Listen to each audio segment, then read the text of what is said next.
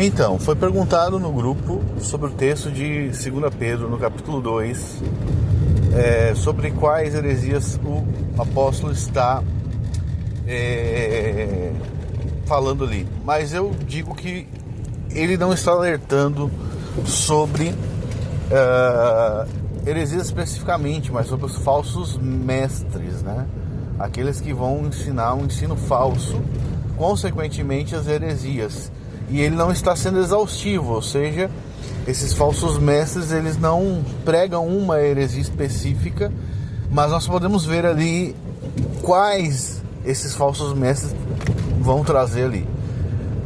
No primeiro e segundo versículo, o apóstolo Pedro diz, né, que assim como dentre o povo surgiram muitos falsos profetas, né, assim também entre o povo de Deus surgiriam falsos mestres que introduziriam entre o povo de Deus heresias encobertas, né?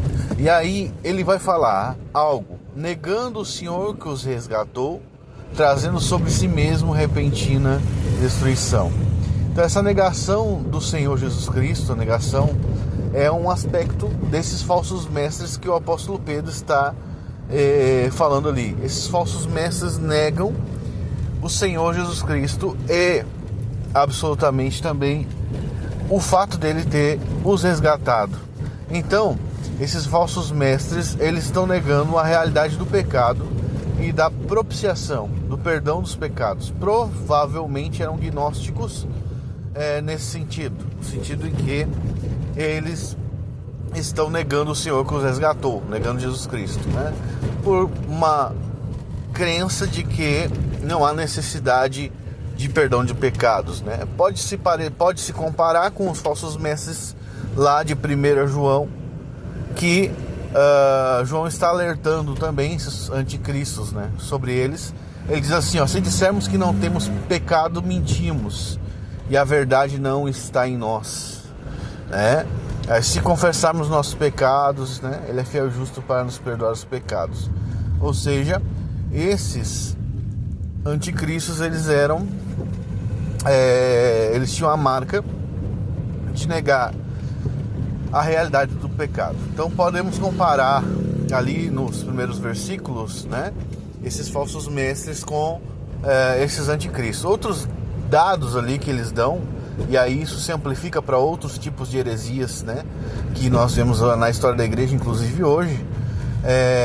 Nós temos então ele falando, né, que eles seguem o caminho de Balaão, né? E qual foi o caminho de Balaão? O caminho de Balaão, ele tem alguns aspectos. O primeiro aspecto é que ele é obstinado, né?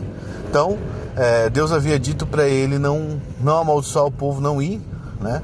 E ele, através de seus encantamentos e sorte, Deus que controla todas as coisas, né? Então vai.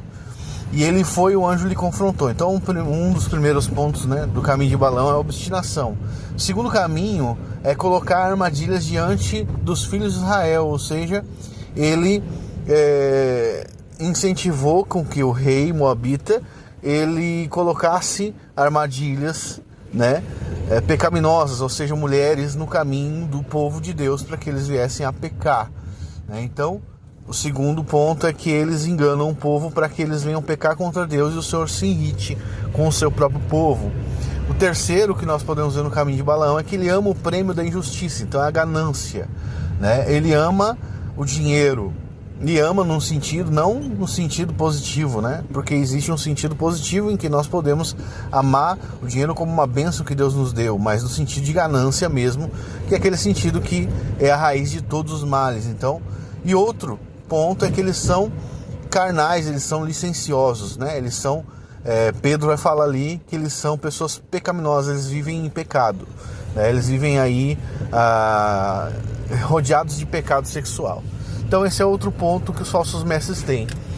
Uma coisa interessante é que Pedro fala que eles são como porcos e cães, né? Ou seja, eles não são nova criatura, eles voltaram ao seu estado original de pecaminosidade, né? Porque eles são ímpios, então eles não nasceram de novo, né?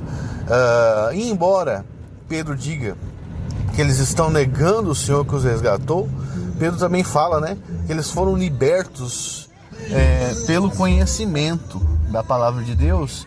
Eles foram libertos do mundo. Então, no sentido intelectual, eles conheceram as doutrinas bíblicas, mas não é dito que resgatou eles, né, com o pagamento de sangue. Então o resgate ali é uma figura de linguagem. Eles estavam no mundo e vieram para a igreja e conheceram as doutrinas bíblicas de santidade, mas eles voltaram a praticar o que praticavam porque eram porcos e cães, ok? Então é esse sentido que o apóstolo Pedro está falando ali na sua epístola, né? Obviamente, aqueles que foram justificados serão glorificados, ou seja, aqueles que são resgatados por Cristo, aqueles que são comprados agora são escravos de Cristo. Eles já não fazem mais a sua própria vontade, eles se tornaram escravos da justiça, né? E eles não estão debaixo da lei, sim da graça, e por isso o pecado não tem domínio sobre eles, né? Diferente desses falsos mestres que voltam de novo a viver uma prática do pecado.